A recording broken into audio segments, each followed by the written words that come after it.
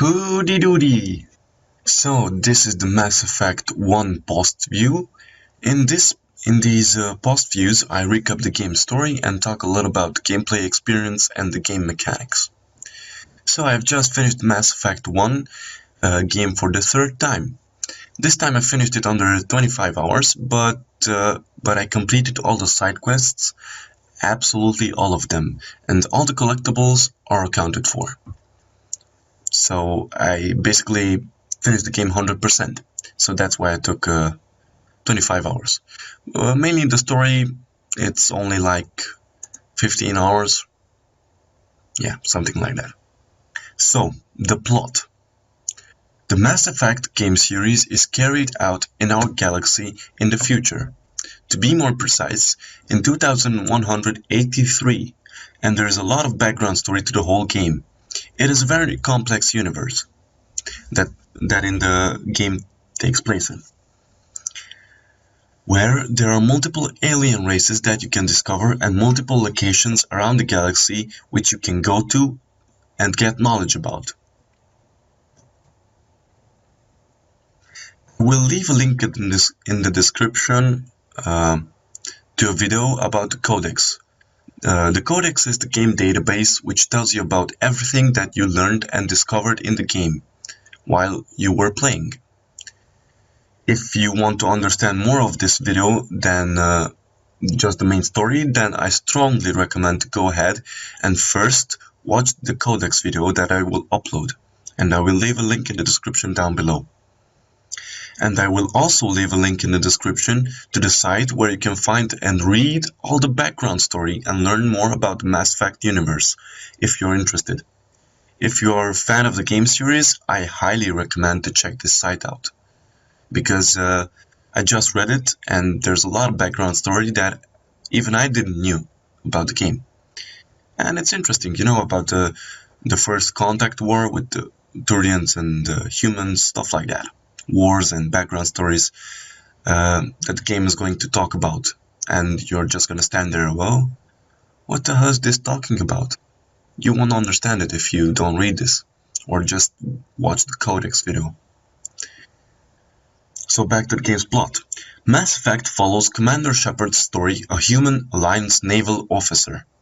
Born in 2154, Shepard had a difficult early life, but in having to overcome great challenges in the line of duty, the commander has since shown exemplary talent and leadership ability. Currently, Shepard is the executive officer, the XO, aboard the SSV Normandy. In the year 2183, a prototype Alliance warship, the SSV Normandy, travels from Earth's orbit to the mass relay at Charon. On board, Captain Anderson is discussing with Admiral Hackett and Ambassador Udina concerning Commander Shepard's worthiness to become the first human Spectre. The Spectres are an elite agents for the Citadel Council. Meanwhile, the ship and the crew are heading to Eden Prime in the Utopia system for their shakedown mission, to try their new ship, the Normandy, out. Shepard heads to the bridge where Joker, the pilot, guides the ship into the mass relay. Because of the presence of Nihilus Creek, a Turian Spectre sent by the Council to observe, and the framed Captain Anderson, several members of the crew think their true purpose at Eden Prime is far more important than a simple shakedown run. After making the jump, Captain Anderson asks Shepard to come to the comm room for a briefing. They inform the commander that the Prothean beacon has been discovered on Eden Prime.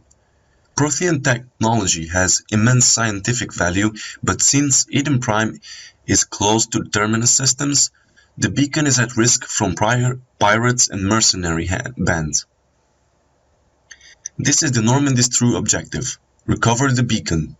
This mission will also be Nihilus' chance to observe Shepard in action, the first of several they will undertake together to access Shepard's candidacy for Spectres.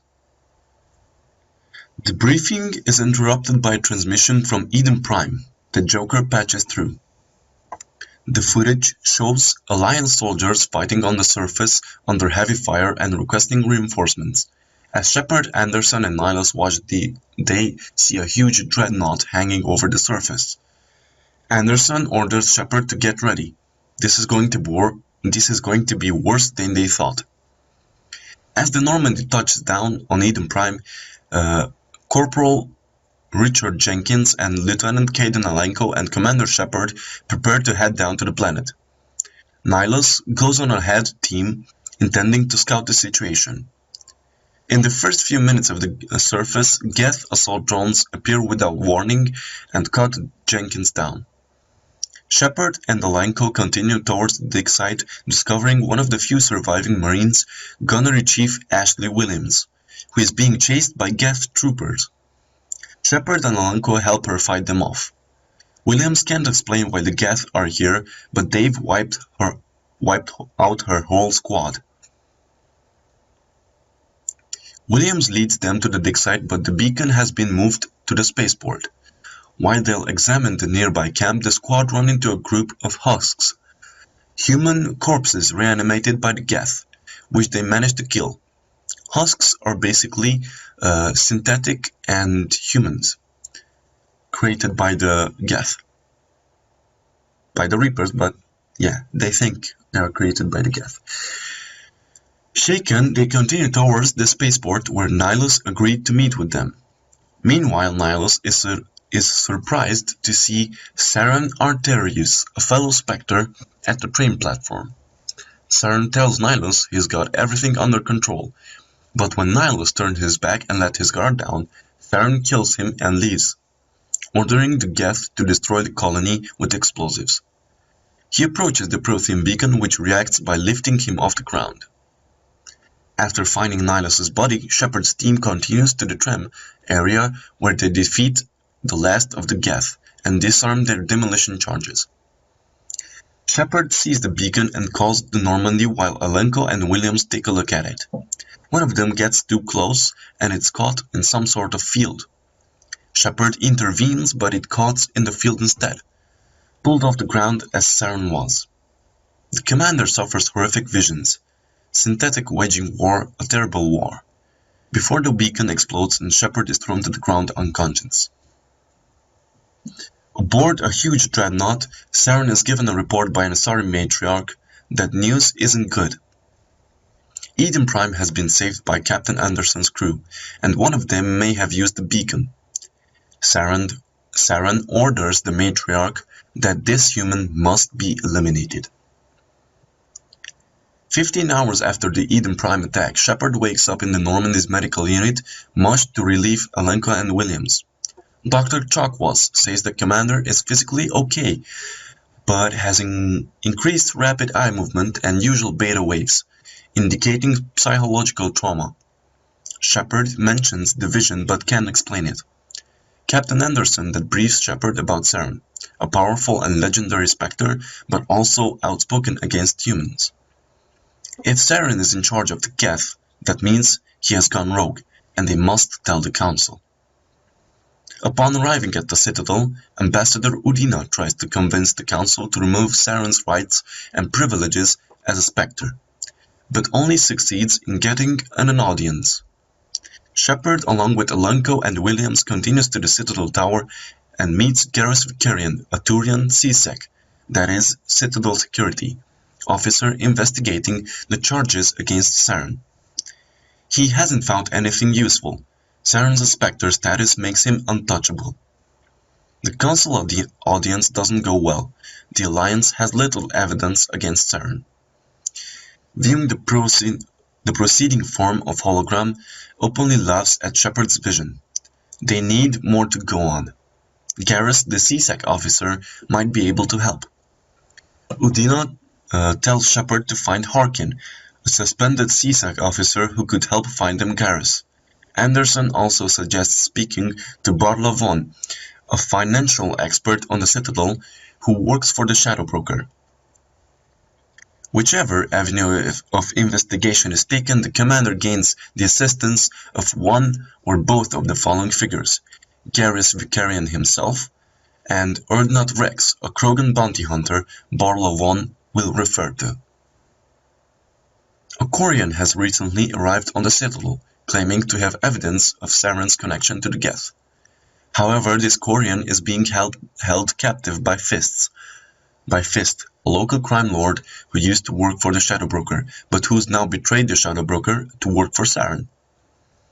Shepard learned after investigating Garrus and Rex that the next destination is Kor's Den, an establishment owned by Fist, and raids it looking for answers. Shepard races to the meeting and manages to save the Quarian, Tali Zorah-Nahraya. They bring Tali back to the ambassador's office. The evidence she found was an audio file she managed to save from a Geth memory core, which has clear evidence Saren was behind the attack on Eden Prime. However, the file also hints that Saren is looking for something called a conduit, with all aid of powerful Asari called Matriarch Benezia, to bring about the return of the Reapers. When the evidence is presented to the Council, Saren is stripped of his Spectre status, but they reluctant to send a fleet after him to apprehend him. No interest is shown in the Reapers, yet. As people in the chambers watch the amazement, Commander Shepard becomes the first human Spectre and is tasked with hunting down Saren. Captain Anderson steps down as commander of the Normandy and hands the ship over to Shepard, along with some useful leads. There have been reports of the Geth activity on planet Noveria and Pharos. Also, Matriarch Benezia, Saren's ally, had a daughter named Dr. Liara Tassoni, a Prothean expert who may have useful information. Shepard's alien allies pledge their support for the commander's cause. Tali joins the crew, waiting to help fight the Geth and prove herself. After giving the crew a speech aboard the ship, Shepard is now in command of the Normandy. The Normandy tracks Dr. Liara Tassoni to Therum, a mining colony, but the Geth are already on the surface, taking over several refineries, facilities, and dropping Geth armatures from overhead. Shepard leads the squad to a mineshaft and down into Prothean ruin, where they find Liara trapped behind the Prothean barrier curtain. Freeing her, they discover she is not in league with Saren and has no idea what the conduit might be. So Liara joins Shepard in his quest to save the galaxy. During the debrief, Liara explains her expertise on Prothean extinction. She is learning about the Protheans. She has a theory that they were not the first civilization to mysteriously vanish, and is amazed by Shepard's story of the Reapers. Shepard arrives at Noveria and discovers that Matriarch Benezia recently arrived. She and Saren are investors in Binary Helix, which has a lab up on Peak 15. Benezia has gone there on business. However, the lab has since issued a code Omega signal, meaning there are critical problems and the blizzard has cut off the shuttle access. After wrangling with Administrator Anoleus, Shepard manages to get garage bus and drives up to the Peak 15. The facility is deserted, save from Geth and Berserk creatures, revealed to be the supposedly extinct Rachni, which have escaped from the labs. Shepard reactivates the station's VI, Mira, and goes up to the Rift Station looking for Benezia. Rift Station is full of scientist staff sheltering from the Rachni attack. Shepard can help them out, but gets attacked by those loyal to Benezia. The squad finds out Binary Helix discovered a Rachni egg that turned out to be a queen, and were trying to breed an army from her blood until the Rachni turned on them. Shepard finds Benezia with the Rachni Queen. The Matriarch attacks the squad, but after a fierce battle, Benezia manages to overcome the what the hell is this world? Indoctrination, that is controlling the minds of her servants. So basically mind control, indoctrination, that Saren has used to control her, and tells Shepard the truth.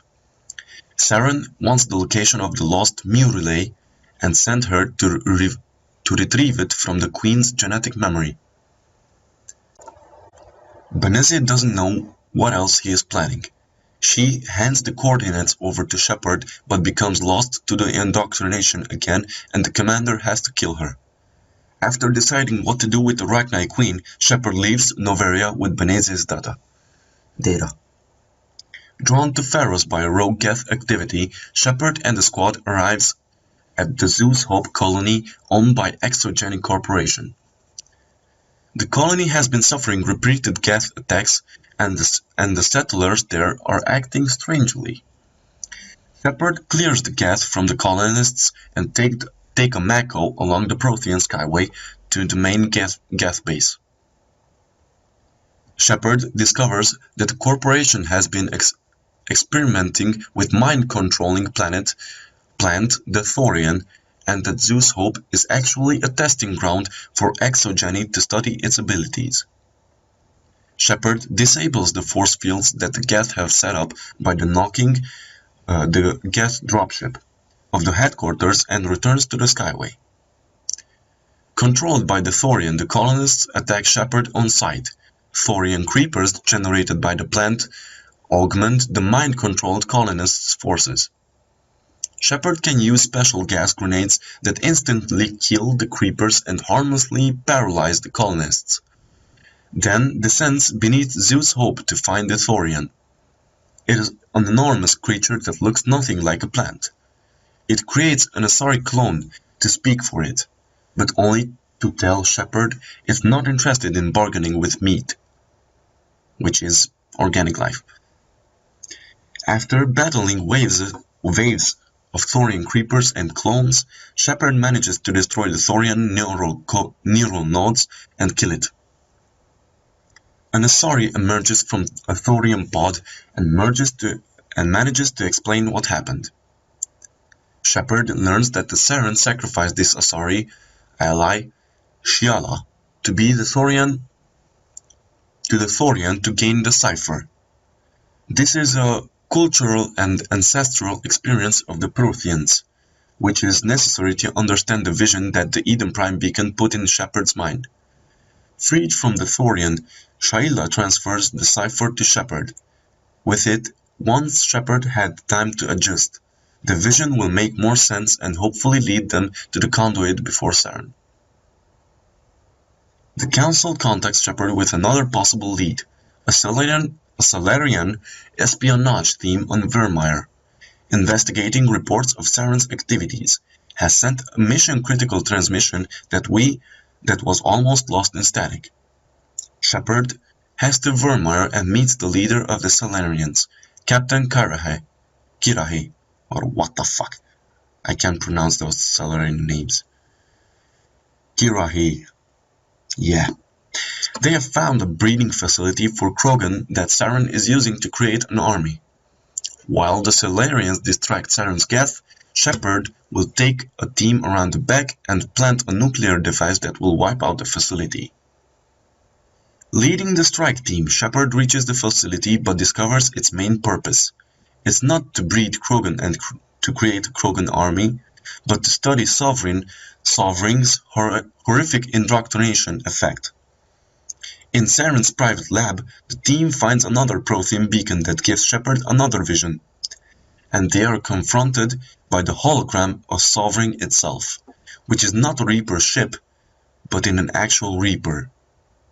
Sovereign revealed that the mass relays and the Citadel were not built by the Protheans, but by the Reapers themselves, allowing organic life to develop along the lines that the machines desire before exterminating them at their apex. Shepard manages to get the nuke set up across the facility, only to get called that the Salarians are being attacked by heavy losses. The commander takes a group to help them, but as they leave, the Geth start attacking the nuke site, and Shepard has to choose. Both Kaidan and Ashley are in trouble, and there's only time to save one of them. Once the choice has been made, Shepard brings reinforcements in, only to be confronted by Saren. He tries to make the commander join his cause, but Shepard refuses, fighting Saren off. Saren gets away and the team boards Normandy, escaping Vermeer as the nuke destroys the facility. During the debrief, Liara touches Shepard's mind to interpret it fully. The vision was a distress call intended to warn the Protheans about the Reapers. Liara realizes that the landmarks in the vision are on Ilos, a planet she had studied as a part of the Prothean research. Ilos has been impossible to reach because it was only accessible through the Mu relay, which is why Saren needed the relay's location from Noveria. After the debrief, Joker has a message for Shepard from the Council. They're putting together a massive multi-species fleet to face off Saren. Shepard discovers that the Council are only putting up a blockade around the mass relays to stop Saren reaching the Citadel. Neither they nor the Ambassador Udina believe Shepard's story about the Reapers, and they refuse to send the fleet to Ilos. The Mu relay is in the Terminus systems, and the Citadel fleet there could start a war. So they can't send the fleet to the Terminus systems. Shepard knows the Normandy stealth systems can get them there discreetly, but the Council are getting tired of Shepard's insistence that the Reapers are the real threat, because they don't believe him. Udina wants to make nice to the Council, locks out the Normandy systems and grounds the ship. Frustrated, knowing Saren is close to finding the conduit and they're losing time, Captain Anderson gets in touch, asking Shepard for a discreet meeting at Flux Club. Anderson believes the commander's story, and he knows that the Normandy is the only ship that can get Shepard to Ilos. He is going to unlock the Normandy systems, allowing Shepard to steal the ship and take her to Ilos. Shepard sees that Saren has already arrived with a fleet of gas dropships through the Normandy stealth system, though the Normandy stealth systems is keeping them safe for now. After driving past cryogenic stasis pods, all apparently shut down, Shepard sees a mysterious energy barrier. As the Mako reaches the barrier, another barrier appears behind them, trapping the squad inside. The only way out is through a door the side of the wall. After heading down an elevator, Shepard finds an ancient Prothean VI named Vigil, who has information Shepard needs to stop the Reapers. Now in the game, this is made very, very clearly. This is a conversation between Vigil and Shepard. It's very informational. Yeah, let's say informational. So at this point of the game, you get a lot of answers for your questions. What's happening with the Protheans, what are the Reapers, stuff like that. So go ahead and just watch it. Or just watch the Codex video again. The Citadel is actually a trap, a huge mass relay linking the dark space outside of the galaxy where the Reapers are waiting. The Keepers are presumed to be one of the earliest races to be indoctrinated by the Reapers, who set them to the task of maintaining the Citadel and activating the Citadel relay when Sovereign signals them. It is also revealed that Sovereign is the vanguard of the Reapers. After every Reaper attack, they leave behind one of their kind to act as a vanguard and to monitor the development of the galaxy's races. Once the galaxy races are sufficiently advanced, the vanguard will activate the Citadel relay and usher in the next genocide. When the Reapers last attacked about 50,000 years ago, their genocide of the Protheans lasted for centuries. Ilos personnel, hidden cryogenic stasis, watched over by Vigil. In the end, Vigil managed to save a dozen citizens. The few remaining Protheans on Ilos traveled to the Citadel through the Conduit, a small prototype mass relay built by the Protheans, enabling a one-way link from Ilos to the relay monument in the Citadel Presidium. The survivors altered the signal that the keepers respond, to prevent them, the keepers, from activating the relay to the dark space. Vigil also explains that if Sovereign assaults the Citadel alone, the combined power of the Citadel fleet would be enough to defeat the single Reaper. However, if Sovereign is able to directly direct an agent to go through the conduit as a backdoor and transfer control of the Citadel back to Sovereign, it will be able to manually activate the Citadel relay and bring in the rest of the Reapers. Sovereign had possibly planned this for centuries after discovering the Prothean sabotage plan. Vigil gives Shepard a data file that will give the commander temporary control of the Citadel to stop Sovereign. After leaving Vigil, Shepard heads through the archives down in an old aqueduct guarded by the Geth and reaches the conduit.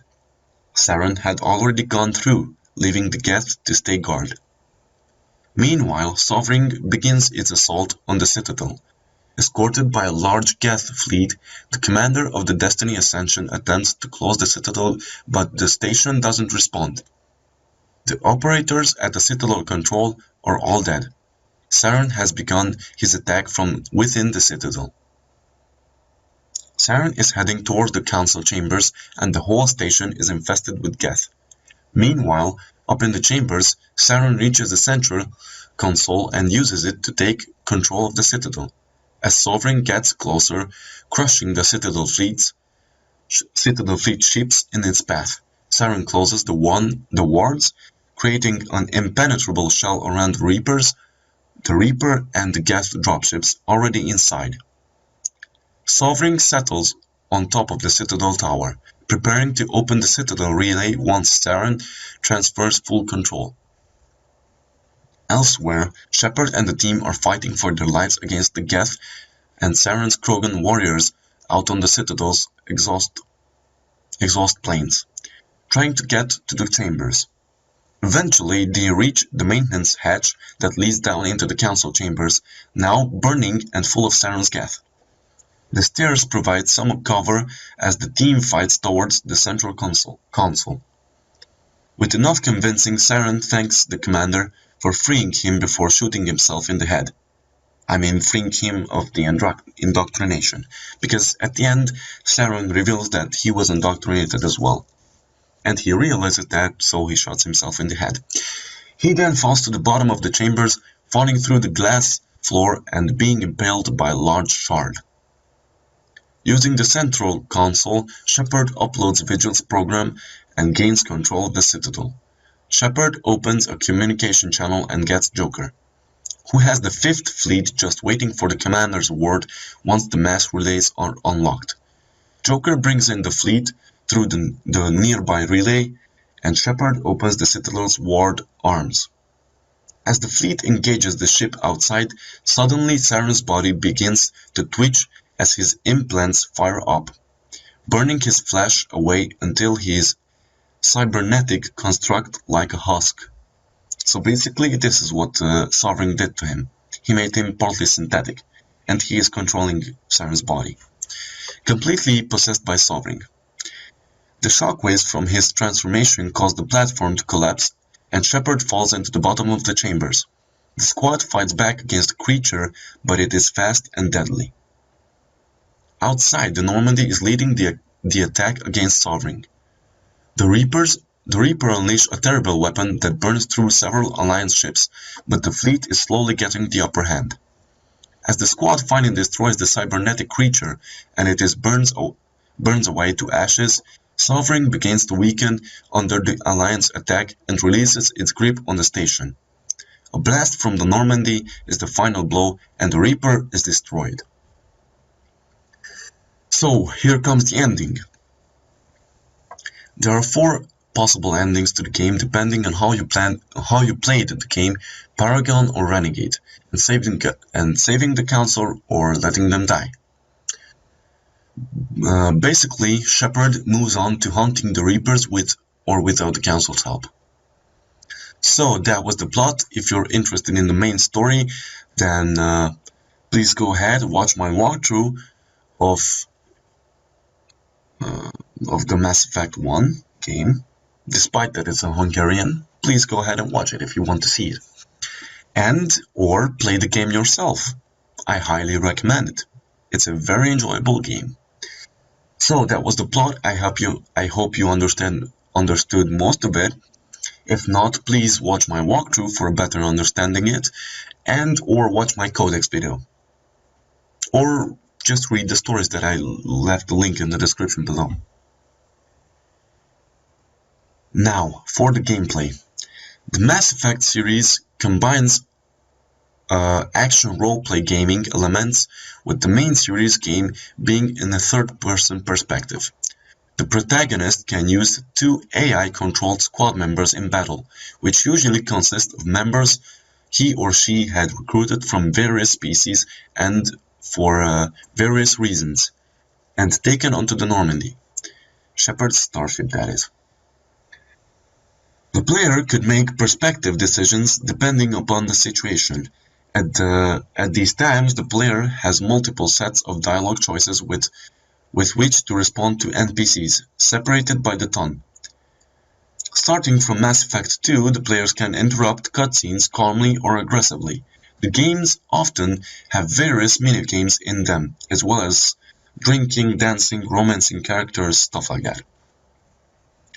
Although most of the game's screen shots and concept art shown the same default male-female Commander Shepard, it is possible for the players to fully customize his or her character's appearance, gender, abilities, and even military background. The game includes 6 character classes. Each class has a different talents and skills. When the characters are first created, 6 classes are available: Soldier, Engineer, Adept, Infiltrator, Sentinel, and the Vanguard. Well, I basically played the game with the Infiltrator class. Soldiers are the most skilled with weaponry. Engineers make most of the Omni tool and tech abilities, and Adepts are the best at using biotic powers. The other 3 classes are combinations of the first 3. Infiltrators are the combinations of soldiers and engineers. Sentinels are the combination of engineers and adepts. And vanguards are the combinations of soldiers and adepts. While the combinations classes do not have the focus on the main classes, they are versatile and offer unique gameplay opportunities. For example, vanguards have access to half of the soldier skills and half of the adept skills. Players also have some control over their character's backstory. They are able to choose to have been either a spacer, born and bred in space, a colonist, born on Earth's extrasolar colonies, or Earthborn. They also choose whether they have been the sole survivors of a terrible battle, a war hero, or a ruthless soldier. These backgrounds have only a small effect in the game, although many characters will reference to the player's chosen background when talking to the Commander Shepard. The character's background can also affect whether some side quests are available or not. With only a few exceptions, the character's background does not directly affect the player's dialogue choices. Mass Effect has a system in which responses to the NPCs are displayed as the general tone of the message, rather than a word-for-word transcription of the message. A radial command menu divided into 6 equal selections like a pie chart. It's shown at the bottom of the screen when a conversation is initiated. The command menu is organized such that each section is assigned a particular inclination, being nice, aggressive, etc. So that the players have become comfortable with the system, they no longer have to read the menu, and they are able to respond appropriately immediately if desired. BioWare intended the system to allow the game to be more cinematic and free players from reading the large amount of dialogues, as would be required the commonly used system of simply having the player choose from complete, sometimes long written sentences. Dialogue is essential to the game's morality system. The side stories and the number of character interaction choices in Mass Effect are affected by the player's chosen morality. Morality is mostly determined by the player's choices during conversations. Mass Effect morality is based on giving points as a Paragon for choosing more polite professional military actions, or as a renegade for taking more ruthless and take on no prisoners approach. NPCs react to the character differently depending on their past morality choices. Combat. Combat in Mass Effect takes place in real time, but the player can pause at any time to change the squad weapons, select different abilities from the squad members to use on enemies, or to give general squad orders. For example, move here, move there, stuff like that. Defense. Yeah.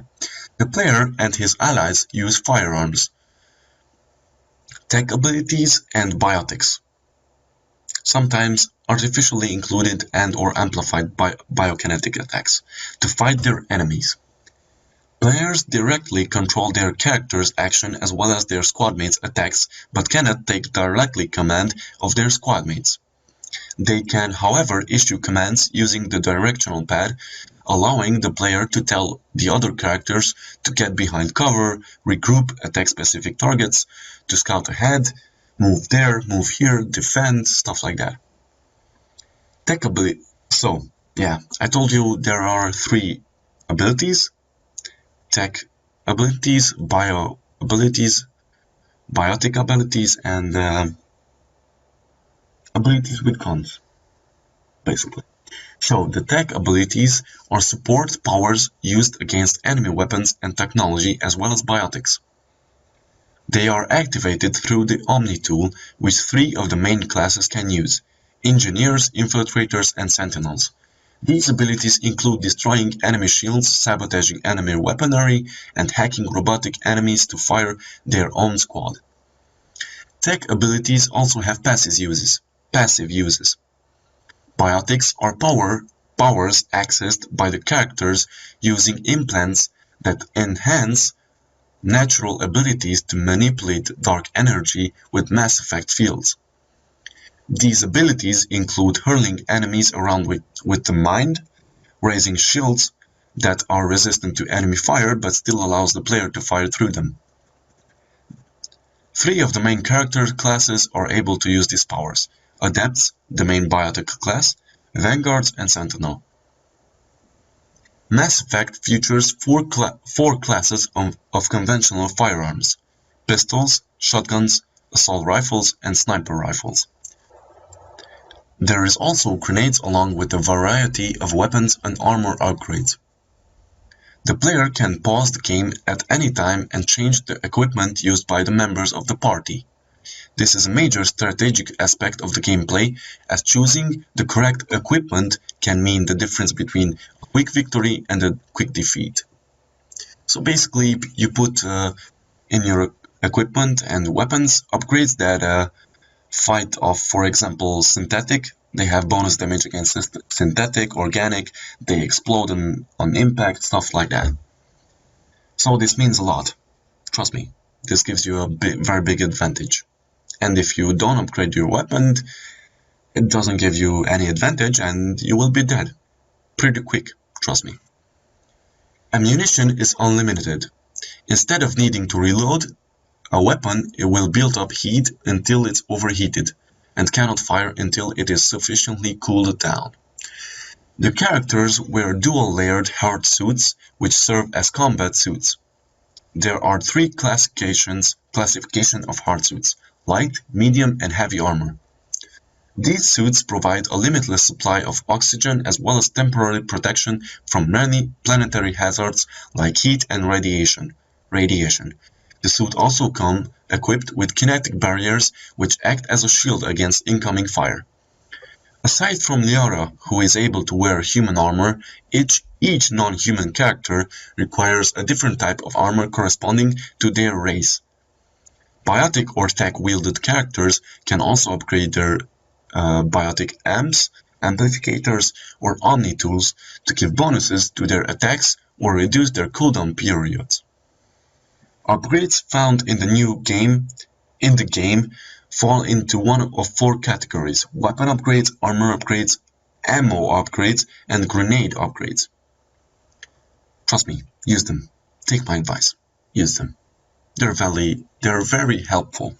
So, the SSV Normandy, the player's character ship, and the technological marvel in the setting of the game, serves as the primary mode of transportation. Since the game spans the galaxy map, many trips have to be made from the planet to planet. Players choose destinations by selecting them through a galactic map of the Milky Way. The galaxy is divided into numerous levels of organization, shrinking into scales from star clusters to star systems and finally down to planets. Once the player decides on a system to visit, several options are available. Some planets are simply there to complete the system, others can be surveyed from valuable minerals and materials. Some astral bodies, such as asteroids, moons, and small space fighters, are also available for survey or landing. Finally, some planets can be landed on and explored. The player can move about on foot or using all-terrain armored personal carrier vehicle called the M33 Mako. Mass Effect includes a large number of side quests, side missions, and free roam uncharted worlds that can be reached by selecting them through the galactic map. Virtually every world is a part of a side mission, whether the player has uncovered the mission or not. Normally, Shepard will be contacted as a solar system is selected to brief on the side mission by Admiral Hackett of the Alliance Fifth Fleet.